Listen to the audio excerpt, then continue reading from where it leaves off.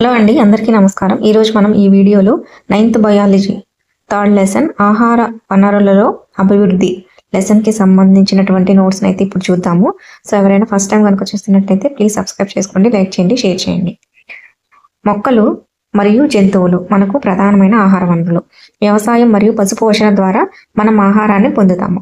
మన దేశ జనాభా 1 బిలియన్ కన్నా ఎక్కువ మరియు జనాభా నిరంతరం పెరుగుతూనే ఉంది. పెరుగుతున్న జనాభాకు ఆహారంగా ప్రతి సంవత్సరం 500 బిలియన్ టన్నుల కంటే ఎక్కువ ధాన్యం మనకు అవసరమవుతుంది. మన ఆహార ధాన్యాల ఉత్పత్తిని పెంచడానికి మనకు హరిత విప్లవం అనేది తోడ్పడుతుంది. మెరుగైన పాల ఉత్పత్తిని పెంచడానికి మరియు సమర్థవంతంగా వినియోగించడానికి శ్వేత విప్లవం తోడ్పడింది. గోధుమ, వరి, మొక్కజొన్న, చిరుధాన్యాలు, జొన్నలు వంటి ధాన్యాలు మనకు శక్తినిచ్చే పిండి పదార్థాలను అందజేస్తాయి. పప్పు ధాన్యాలైన శనగలు, బఠానీ, మినపప్పు, పెసరపప్పు, కందిపప్పు, ఎర్రపప్పు నుండి మాంసకృతులు లభిస్తాయి. నూనె గింజలైన సోయాబీన్స్, వేరుశెనగ నువ్వులు, ఆముదము, ఆవాలు, అవిసె గింజలు, పొద్దుతిరుగుడు మనకు అవసరమైన ప్రోటీన్స్ను అందిస్తాయి. కూరగాయలు, సుగంధ ద్రవ్యాలు, పండ్లు మనకు విటమిన్లు, ఖనిజ లవణాలతో పాటు కొంత మోతాదులో మాంసకృతులు, పిండి పదార్థాలు, క్రొవ్వులను కొద్ది మొత్తంలో అందిస్తాయి. ఈ ఆహార పంటలతో పాటు బెర్సిన్, ఓట్స్ లేదా సూడాన్ గడ్డి, పశుగ్రాస పంటలను పశువుల ఆహారం కోసం పెంచుతారు. జూన్ నుంచి అక్టోబర్ నెల వరకు పండే పంటలను ఖరీఫ్ పంటలు అంటారు. నవంబర్ నుంచి ఏప్రిల్ మధ్య కాలంలో పండే పంటలను రబీ పంటలు అంటారు. జూన్ నుంచి సెప్టెంబర్ వరకు పండే పంటలను ఖరీఫ్ పంటలు అంటారు. నవంబర్ నుంచి ఏప్రిల్ మధ్య కాలంలో పండే పంటలను రబీ పంటలు అంటారు. వరి, సోయాబీన్స్, కందులు, మొక్కజొన్న, పత్తి, పెసలు, మినుములు ఇవన్నీ ఖరీఫ్ పంటకు ఎగ్జాంపుల్స్. వరి, సోయాబీన్స్, కందులు, మొక్కజొన్న, పత్తి, పెసలు, మినుములు. గోధుమ, పప్పు ధాన్యాలు, బఠానీ, ఆవాలు, అవిసె గింజలు వచ్చేసి రబీ పంటకు ఎగ్జాంపుల్స్. గోధుమ, పప్పు ధాన్యాలు, బఠానీ, ఆవాలు, అవిసె గింజలు రబీ పంటలు. నెక్స్ట్, భారతదేశంలో 1952 నుంచి 2010 వరకు కేవలం 25% మాత్రమే పెరిగిన సాగు భూమి నుండి ఆహార ధాన్యాల ఉత్పత్తి 4 రెట్లు పెరిగింది.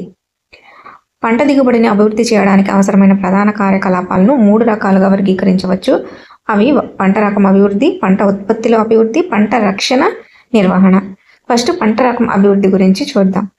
ఈ విధానం నుంచి దిగుబడిని ఇచ్చే పంట రకం ఎంపిక చేయడంపై ఆధారపడి ఉంటుంది.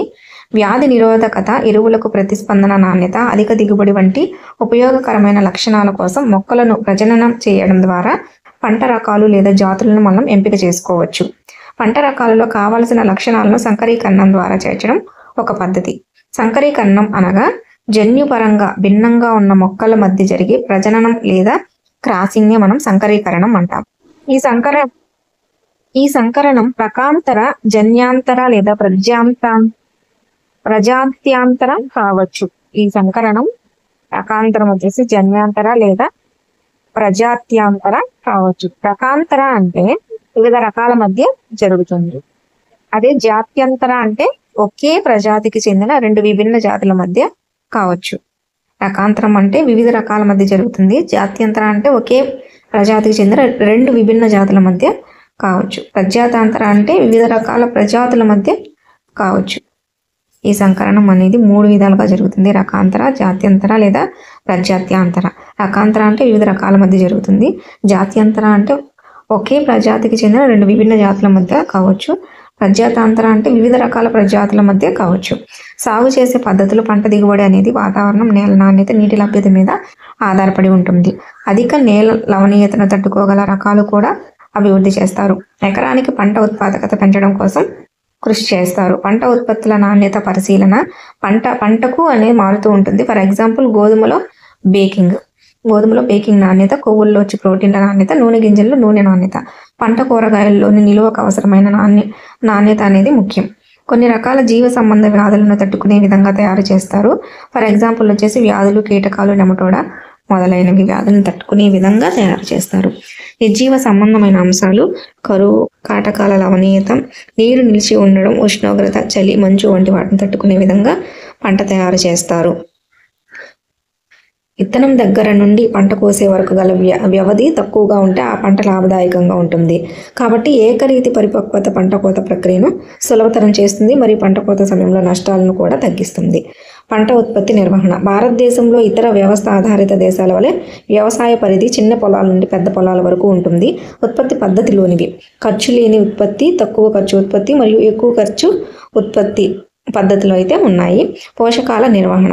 పోషకాల నిర్వహణలో మొక్కలు అనేక రకాల పోషకాలకు అవసరం అవుతాయి. మొక్కలకు గాలి, కార్బన్ మరియు ఆక్సిజన్ సరఫరా చేస్తుంది. హైడ్రోజన్ నీటి నుండి వస్తుంది మరియు నేల మిగిలిన పోషకాలను 13 మొక్కలకు సరఫరా చేస్తుంది. కొన్ని అధిక మొత్తంలో అవసరమవుతాయి, వాటిని స్థూల పోషకాలు అంటారు. అధిక మొత్తంలో అవసరమైతే స్థూల పోషకాలు అంటారు, తక్కువ మొత్తంలో అవసరమైతే సూక్ష్మ పోషకాలు అంటారు. స్థూల పోషకాలకు ఎగ్జాంపుల్ వచ్చేసి నైట్రోజన్, భాస్వరం, పొటాషియం, కాల్షియం, మెగ్నీషియం, గంధకం. సూక్ష్మ పోషకాలకు ఉదాహరణ వచ్చేసి ఇనుము, మ్యాంగనీస్, బోరాన్, జింక్, రాగి, బాలిబ్డినం, క్లోరిన్. సూక్ష్మ పోషకాలకు. స్థూల పోషకాలకైతే నైట్రోజన్, భాస్వరం, పొటాషియం, కాల్షియం, మెగ్నీషియం, గంధకం. సూక్ష్మ పోషకాలకైతే ఇనుము, మ్యాంగనీస్, బోరాన్, జింక్, రాగి, మాలిబ్డినం, క్లోరిన్. నెక్స్ట్ సేంద్రియ ఎరువులు. సేంద్రియ ఎరువులు అధిక మొత్తంలో కర్బన పదార్థాలను కలిగి ఉంటాయి. నేలకు పోషకాలను కూడా స్వల్ప మొత్తంలో అందిస్తాయి. ఈ సేంద్రియ ఎరువులను జంతువుల విసర్జక పదార్థములు, మొక్క భాగాలు కుళ్ళిపోవడం ద్వారా తయారు చేస్తారు. సేంద్రియ పదార్థాలు నేల యొక్క స్వభావాన్ని పెంచుతాయి. ఇది ఇసుక నేలలో నీటి నిల్వ సామర్థ్యాన్ని కూడా పెంచుతుంది. బంకమట్టి నేలలో పెద్ద మొత్తంలో ఉన్న సేంద్రియ పదార్థాలు అధికంగా ఉన్న నీటిని తొలగించి నీరు నిల్వ కాకుండా చేస్తుంది. మనం జీవ వ్యర్థాలతో ఉన్న సేంద్రియ ఎరువుల వాడకం వలన పర్యావరణ పరిరక్షణతో పాటు అధిక రసాయన ఎరువుల వాడకాలను కూడా నియంత్రించవచ్చు. జీవ వ్యర్థాలను ఉపయోగించడం కూడా వ్యవసాయ వ్యర్థాలను పునశ్చక్రీయం చేయడమే. సేంద్రియ ఎరువులను ఇలా వర్గీకరించవచ్చు. ఎలా అంటే కంపోస్ట్ మరియు వర్మి కంపోస్టు, నెక్స్ట్ పచ్చి రొట్టి ఎరువు, నెక్స్ట్ రసాయనిక ఎరువులు. ఫస్ట్ కంపోస్ట్ మరియు వర్మీ కంపోస్ట్ ఎరువులు. పశువుల విసర్జక పదార్థాలు, జంతువు వ్యర్థాలు, గృహ వ్యర్థాలు, మురుగు వ్యర్థాలు, గడ్డి నిర్మూలించబడిన కలుపు మొక్కలు మొదలైన వాటిని గుంటల్లో వేసి కులింపజేయడాన్ని కంపోస్టింగ్ అని అంటారు. మొక్కలు మరియు జంతువుల వ్యర్థాలను కుళ్ళిపోయే ప్రక్రియను వేగవంతం చేయడానికి వానపాములను ఉపయోగించడం ద్వారా కూడా కంపోస్ట్ అనేది తయారవుతుంది. దీనిని వర్మీ కంపోస్ట్ అంటారు. వానపాములను ఉపయోగించి కంపోస్ట్ తయారు చేస్తే దాన్ని వర్మీ కంపోస్ట్ అంటారు. నెక్స్ట్ పచ్చి రొట్టె ఎరువు. పచ్చి రొట్టె ఎరువు అనేది పంట వేయడానికి ముందు జనుము లేదా గోరుచిక్కుడు వంటి కొన్ని మొక్కలను పెంచి వాటిని దున్నడం ద్వారా మట్టిలో కలుపుతారు. ఈ పచ్చని మొక్కలు ఎరువుగా మారి నత్రజనిగా మారి భూసారాన్ని పెంచడంలో సహాయపడుతుంది. నెక్స్ట్ రసాయనిక ఎరువులు. వాణిజ్యపరంగా ఉత్పత్తి చేయబడిన మొక్కల పోషకాలని మనం రసాయనిక ఎరువులు అంటారు. ఈ ఎరువులు నత్రజని, భాస్వరం, పొటాషియంలను రసాయనిక ఎరువులు అని అంటారు. నత్రజని, భాస్వరం, పొటాషియం ఎరువులను రసాయనిక ఎరువులు అంటారు. ఇవి ఆరోగ్యకరమైన మొక్కలు మొలకెత్తడానికి ఉపయోగిస్తాయి. అధిక ఎరువులు నీటి కాలుష్యానికి దారితీస్తాయి. సేంద్రియ ఎరువులను సేంద్రియ వ్యవసాయం చేయడంలో ఉపయోగిస్తారు. సేంద్రియ వ్యవసాయంలో పశువుల వ్యర్థాలు, గడ్డి, నీలి ఆకుపచ్చ శైవలాల వర్ధనం వంటి జీవకారకాల వినియోగం, పసుపు, వేపాకులు వంటి జీవనాశకాలు ఉపయోగించడం చేస్తారు. పసుపుని, వేపాకుల్ని ఉపయోగిస్తారు. నెక్స్ట్ నీటిపారుదల. భారతదేశంలో అత్యధిక వ్యవసాయం వర్షాధారం మీద ఉంటుంది. బావులు రెండు రకాల బావులు, తవ్విన బావులు, గొట్టపు బావులు. తవ్విన బావుల్లో నీరు కలిగి ఉండే పొరల నుండి సేకరిస్తారు. గొట్టపు బావుల్లో నీటిని లోతైన పొరల నుండి సేకరిస్తారు. కాలువలు అనేది విస్తృతమైన నీటిపారుదల వ్యవస్థ. రిజర్వాయర్ల నుండి సరిపడా నీళ్లు విడుదల కాకపోవడం వలన లేదా సరిపోయినంత నీటి సరఫరా సరిగ్గా లేని ప్రాంతాల్లో ఎత్తిపోతల వ్యవస్థ అనేది మరింత హేతుబద్ధంగా అయితే ఉంటుంది. నెక్స్ట్ నదులకు దగ్గరగా ఉన్న ప్రాంతాల్లో నీటి పారుదల కొరకు నేరుగా నదుల నుండి నీరు తీసుకోవడం అనేది జరుగుతుంది. చెరువు అనేది చిన్న పరివాహక ప్రాంతాల నుండి నీటి ప్రవాహాలను అడ్డగించి నీరు నిల్వ చేసే చిన్న రిజర్వాయర్లు. అంతర పంట అంటే ఒక పొలంలో 2 లేదా అంతకంటే ఎక్కువ పంటలను ఏకకాలంలో ఒక నిర్దిష్ట పద్ధతిలో పండించడాన్ని అంతర పంట అంటారు. ఒక పంట కొన్ని వరుసల్లో, రెండో పంట కొన్ని వరుసల్లో ఏకాంతరంగా ఉంటాయి. ఉదాహరణకు సోయాబీన్స్ మరియు మొక్కజొన్న పంట, సజ్జలు మరియు కందులు పంట పోషకాలు వేరువేరుగా ఉండేలా పంటలను ఎన్నుకుంటారు. ఆ విధంగా అంతర పంటలు అనేవి వేస్తారు. నెక్స్ట్ దీని ఫలితంగా సరఫరా చేయబడిన పోషకాలు గరిష్ట వినియోగం సాధ్యమవుతుంది. ఒక నేలలో ముందస్తు ప్రణాళిక ప్రకారం వివిధ పంటలను ఒకదాని తర్వాత వేరొక దాన్ని పండించడాన్ని మనం పంట మార్పిడి అని అంటాం. కాల వ్యవధిని బట్టి వివిధ రకాల పంటల కలయికను పంట మార్పిడిలో నిర్ణయిస్తారు. భూమి, నీటిపారుదల సౌకర్యాల లభ్యత ఒక పంట తర్వాత సాగు చేయవలసిన రెండో పంట ఎంపికను నిర్ణయిస్తుంది. సాగు చేసే నేలలో అవాంఛిత మొక్కల్ని మనం కలుపు మొక్కలు అని అంటారు. ఫర్ ఎగ్జాంపుల్ కలుపు మొక్కలకు ఎగ్జాంపుల్ జామ్దీయం, గోఖ్రు, తర్వాత పార్థీనియం, గాజర్ ఘాష్, సైపరినాస్ రోటాండస్, మోత. కలుపు మొక్కలు ఆహార, స్థలము, కాంతి కోసం పంట మొక్కలతో కలిసి పోటీ పడతాయి. నెక్స్ట్ ఆహార సంబంధ ఉత్పత్తుల్లో పోషక విలువలు పట్టికనైతే ఇప్పుడు చూద్దాము. జంతు సంబంధ ఉత్పత్తుల్లో పోషక విలువలు. జంతు ఉత్పత్తులు వచ్చేసి పాలు, గుడ్డు, మాంసం, చేప. పాలులో కొవ్వు వచ్చేసి 3.60, మాంసకృతులు 4, చక్కెరలు 4.50, ఖనిజ లవణాలు 0.70, నీరైతే 87.20, విటమిన్లు అయితే B1, B2, B12, D, ఈ విటమిన్లు అయితే పాలల్లో ఉంటాయి. గుడ్లో ఉండే విటమిన్లు అయితే B2, D, మాంసంలో ఉండే విటమిన్లు అయితే B2, B12, చేపలో ఉండే విటమిన్లు అయితే నియాసిన్, DA, E. అయితే గుడ్డులో ఉండే విటమిన్లు వచ్చేసి B2, D, మాంసంలో ఉండే విటమిన్లు B2, B12, చేపలో ఉండే vitamin niacin, D, vitamin D, A. కొవ్వుల పర్సంటేజ్ వచ్చేసి పాలలో కొవ్వు పర్సంటేజ్, మాంసకృతులు, చక్కెరలు, ఖనిజ లవణాలు, నీరు. గుడ్డులో అయితే కొవ్వు పర్సంటేజ్ 12, మాంసకృతులు 13, చక్కెరలు అయితే లేవు, ఖనిజ లవణాలు వచ్చేసి 1 పాయింట్, నీరు 74 పాయింట్స్. మాంసంలో అయితే 3.60 కొవ్వు పర్సంటేజ్, మాంసకృతులు వచ్చేసి 21.10%, ఖనిజ లవణాలు వచ్చేసి 1.10%, మాంసంలో ఉండే నీరు వచ్చేసి 74.20%.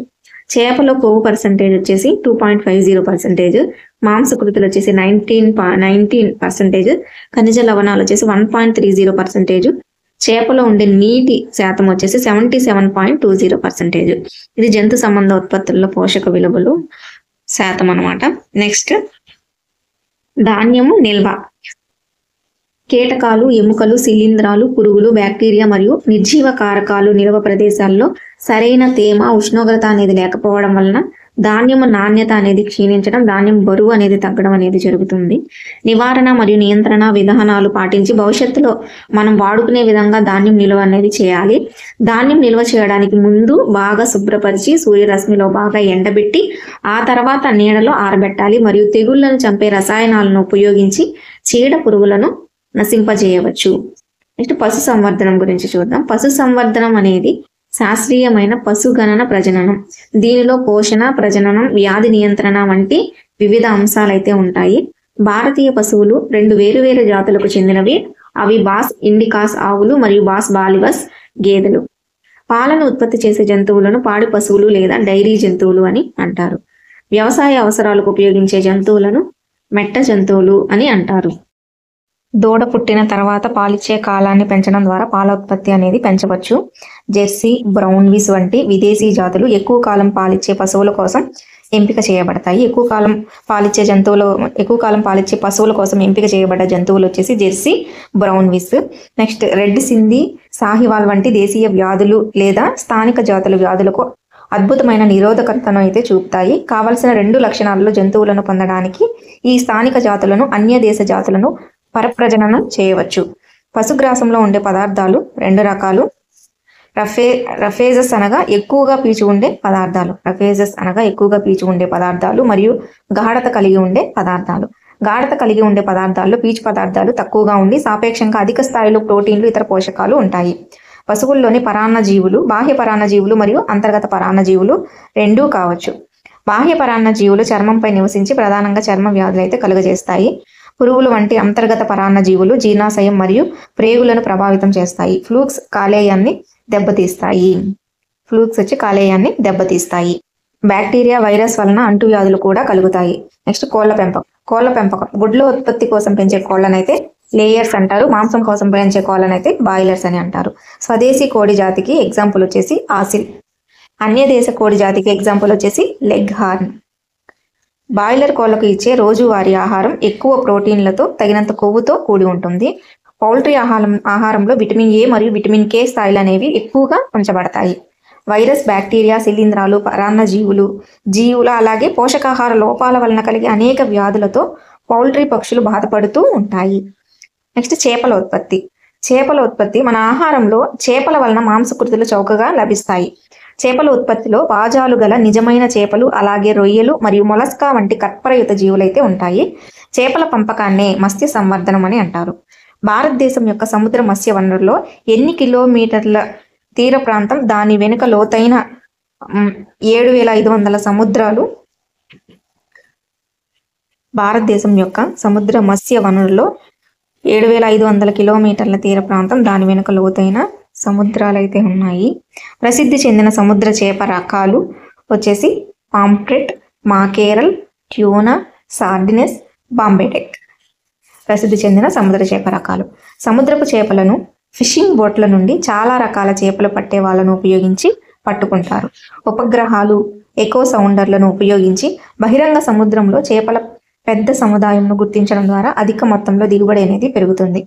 అధిక ఆర్థిక ప్రాముఖ్యత కలిగిన కొన్ని సముద్రపు చేపలను కూడా సముద్రపు నీటిలో ఉంచుతారు. ఫర్ ఎగ్జాంపుల్ వచ్చేసి మల్లెట్, భేట్కి, పెర్ల్ స్పాట్స్ వంటి వాజా చేపలు, రొయ్యలు, మస్సెల్స్ మరియు ఆల్చిప్పలు. సీవీడ్ వంటి కర్పర చేపలు, అలాగే సముద్రపు నాచు ఉన్నాయి. ముత్యాల కోసం ఆల్చిప్పలు కూడా పెంచుతారు. నెక్స్ట్ మంచినీటి రొయ్యకు ఎగ్జాంపుల్ వచ్చేసి బాక్రియం రోజెన్బర్గి. మంచినీటి రొయ్యకు ఎగ్జాంపుల్ బాక్రియం రోజెన్బర్గి. నెక్స్ట్ సముద్రపు నీటి రొయ్యకు ఎగ్జాంపుల్ వచ్చేసి పీనియస్ మొనోడాన్. తర్వాత భూప్రాంత మత్స్య పరిశ్రమ.